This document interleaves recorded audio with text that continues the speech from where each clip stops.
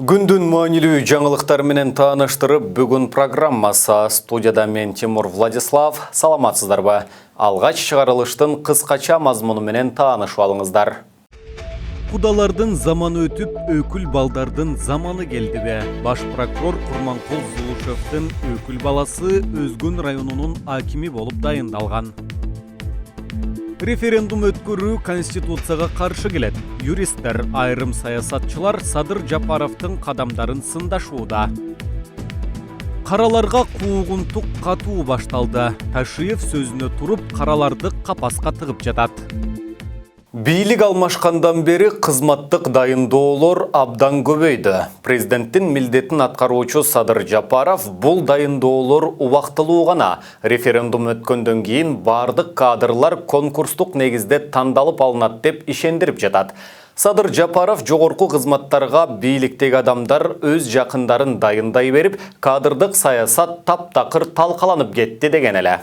Мына бүгүн кадровый службаны өзүңүз айттыңыз, ар ким эле мындай жөнөкөй специалистке чейин эле кое бериптир депчи.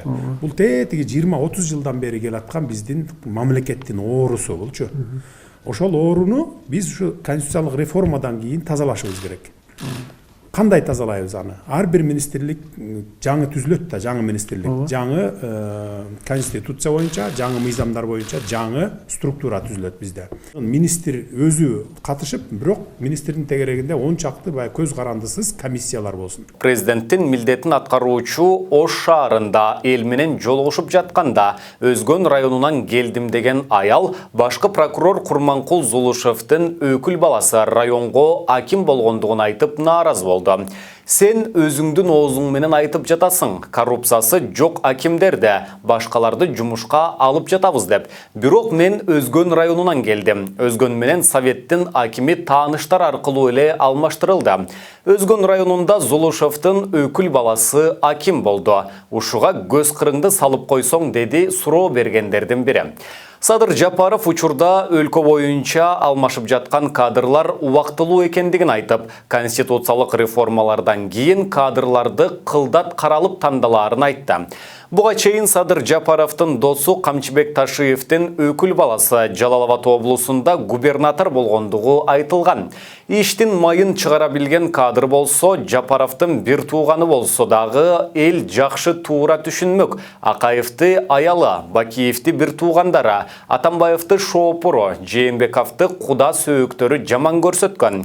Жапаровди өкүл балдар жаман көрсөтүп койбосо болду.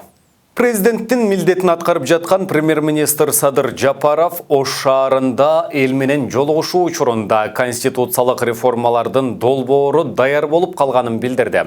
Ага бардык чөйрөнүн өкүлдөрү, жарандык коомдун мүчөлөрү дагы тартыла тургандыгын айтты. Ошол эле кезде юристтер баш мыйзамды өзгөртүү боюнча мыйзам талаптары бузулуп жаткандыгын айтып жатышат. Президенттин милдетин аткарып жаткан премьер-министр Садыр Жапаров бийликти узурпация кылууда деген саясий атаандаштарынын дооматтарын четке кагып, конституциялык реформа боюнча кеңешме бардык өзгөртүүлөр ачык айкын өтөт. Конституциялык реформаларга барабыз деп долбоорлорубузду даярдадык. Бир нукка түшүп кетиш үчүн жогорку кеңештен карасак тез болот го деп. Аны дагы ушул МПОчулар жогорку кеңеш 28 октябрдан ары карай эч мыйзам карай албайт, мөөнөтү бүттү деген ой пикирлерин айтып атат. Ошондон улам мен азыр ойлоп турам, эгер андай боло турган болсо, каршылаштар чыга турган болсо, анда конституциялык кеңешме түзүп туруп, конституциялык кеңешмеге конституцияны беребиз.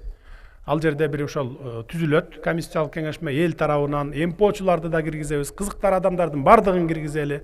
Анан ал жабык эшик артында эмес, күнүгө эртең менен баштап кечке чейин конституциялык кеңешменин отуруму түз эфирден берилет. Ар бир Кыргызстандын жараны көрүп турасыздар аны. Сунуш берсеңиздер болот. Ошентип биринчи статьясынан баштап 114 статьясына чейин постатейна окуп, каршылаштар жок болсо, же болбосо сунуштар жок болсо, уламдан улам мылдый алдыга жылып кете берет. Мына бул коомчулукта талкуу кылып, андан кийин анан референдумда кабыл алып берсеңиздер, анан алдыга жылабыз. Жаңы системаларды түзөбүз. Көпчүлүк саясатчылар Садыр Жапаровдун бул аракетин өзүнүн бийлигин бекемдөө жана саясий популизм деп сыпатташууда. Легендарлуу парламенттин төрагасы Ишенбай Кадырбеков азаттыкка, бийликтегилерге, дегеле Кыргызстанга конституциянын кереги жок экен, иштеп жаткан конституцияны сыйлабасак, аны аткарбасак, анда конституциялык реформанын эмне зарылчылыгы бар. Мен муну эмне үчүн айтып жатам? Себеби бүгүнкү иштеп жаткан конституциянын талабына алайык, баш мыйзамдын долбоорун демилге көтөрүлгөндөн кийин 6 айдан соң гана жогорку кеңеш карап алып чыгышы керек. Ал эми бул 6 айдын аралыгында эл экспертизадан, элдик талкуудан өтүшү зарыл. Бул азыркы конституциянын 114 беренесинин талабы. Ал эми жогорку кеңеш долбоорду 3 окууда кабыл алышы кажет. Ар бир окуунун ортосундагы аралык 2 айдан кем болбошу керек. Орто эсеп менен конституциялык реформа үчүн 10 айдай убакыт керек болот. Бул конституциянын талабы. Эгерде биз конституциянын талабын аткарбай, конституциялык кеңешме түзө коебуз, жаңы долбоор алып чыгып референдумга коебуз деп жатсак, дегеле аткарылбаган андай конституциянын эмне кереги бар? Кийинки бийлик келет дагы бул конституцияны биз аткарбайбыз, биз башкача кылабыз десечи.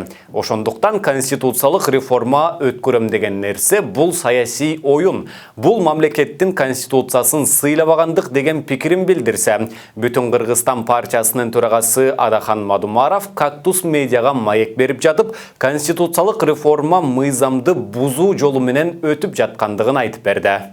Да, безусловно, потому что на кону государственность. На кону государственность. Ведь заявляет, что мы будем проводить конституционную реформу. С кем? Как? На основании чего? Ведь исполняющий обязанности президента не имеет права объявлять референдум. Не имеет права. Даже по новой конституции президент не имеет законодательной инициативы. Пожалуйста. Теперь, в один день говорил, что парламентские выборы мы закончим до 1 марта. На следующий день поехал Кочхор, говорит, до 1 июня продлили работу парламента. Кто продлил? На основании какого документа продлили? По понятиям жить не надо. Это государство. Это очень хрупкий, очень тонкий организм. Нельзя разрушать эту государственность. Нельзя. Никоим образом. Камчыбек Ташиев УКМКны башкаргандан бери Крым чөйрөсүндө жүргөн адамдар бат-баттан кармалып жатат. Бүгүн дагы кылмыштуу топтун 2 мүчөсү кармалып, үйлөрүнө тинтүү жүргүзүлдү эле. Ок атуучу куралдар табылды. Ооба, каралар жоголсо жарандарга гана эмес, инвесторлорго дагы коопсуз жагдай жаралаары белгилүү. Бирок күч органдарынын курамына кирип кеткен каралар дагы жок эмес. Ош шаарында президенттин милдетин аткаруучу өкмөт башчы Садыр Жапаров эл менен жолугушуп жатканда, жолугушууга келгендердин бири Ошто чоң мафия бар экендигине токтолду. Урматтуу Садыр Нуркожоевич, Ош шаарында өтө чоң мафия бар. Сүйүн Өмүрзаковдун иниси Улук Өмүрзаков Баткен облустук прокуратурасынан карактоо боюнча айыпталып иштен алынды эле. Сиз келип, ал кайра ордуна келиптер. Ал спортчу балдарды топтоп Мухаммед Умар деген күзөт бөлүмүн ачкан. Азыр Ош шаарында унаа мин албай жатабыз. Жакшы унаа минсе келе доля алышат. Кара Суу районунун Нариман айыл аймагында Элнура Өмүрзакова деген тергөөчү бар. Ал тергөөчү болгону менен Наримандагы милициянын жетекчисинин ордунда отурат азыр. Биз арыз жазсак дагы Кара Суу районунан Ош облусуна өтпөйт. Арыз жазган милиция иштен кетип жатат. Өмүрзаковдор тейлеп калды. Жолго асфальт басылса дагы 10 сантиметр болсо, 5 сантиметр Улук Өмүрзаков жеп атат. Ошто мыйзам иштебейт. Мисалы мен бир унаа алсам, түндө Улуктун бир баласы 12-де, экинчиси 3-тө, үчүнчүсү 5-те келет. Айласыздан долясын беребиз деди ал. Садыр Жапаров бул маселе боюнча жергиликтүү бийликке тапшырма берерин билдирди. Эми башка кабарлардан. Мурдагы президент Алмазбек Атамбаевка бронхит диагнозу коюлду. Бул тууралуу Супер KG порталына анын жактоочусу Замир Жошов билдирди. Анын айтымында Алмазбек Атамбаевка өткөн аптада дарыгерлер тарабынан бронхит диагнозу коюлган. Ошол күндөн тарта анын абалы начарлап кетти. Бүгүнкү күндө Алмазбек Атамбаевдин ден соолугунун абалы эртеңки боло турган сот отурумуна катышууга жол бербейт. Өткөн аптадан бери оорусу күчөгөнүнө байланыштуу ден соолугун начарлап кетти деп билдирди Замир Жошов. Белгилей кетсек, мурунку президент Алмазбек Атамбаевдин сот отуруму эртең саат 10:00-дө 1 май райондук сотунда болот. Социалдык тармакка белгисиз жарандын жолдон өтүп бара жаткан адамдарга кол салып жаткан видеосу тарады. Чүй облустук ички иштер башкармалыгынын маалыматына ылайык, окуя 2 ноябрда саат 22:00 чамасында катталган. Сокулук райондук ички иштер башкармалыгынын нөөмөт бөлүмүнө белгисиз жаран тарабынан кол салуу болгону тууралуу маалымат келип түшкөн. Жерине ыкчам тергөө тобунун кызматкерлери барышып, кебетеси азиялык болгон белгисиз жаран эч себепсиз эле жолдон өткөн адамдарга кол салып, андан кийин качып кеткендигин аныкташкан. Кол салуунун кесепетинен бир жаран жаракат алып, Бишкек шаарындагы ооруканалардын бирине жеткирилген. Бул факты кылмыштардын жана жоруктардын бирдиктүү реестрине 266-берене бейбаштык менен катталып, сотко чейинки өндүрүшкө алынды. Учурда шектүүнү аныктоо жана кармоо боюнча ыкчам тергөө иштери жүргүзүлүп, тиешелүү медициналык экспертизалар дайындалды дешти мекемеден. Мына ушуну менен бүгүнкү берүүбүздү жыйынтыктайбыз. Кийинки эфирлерден амандашканча сак саламатта туруңуздар.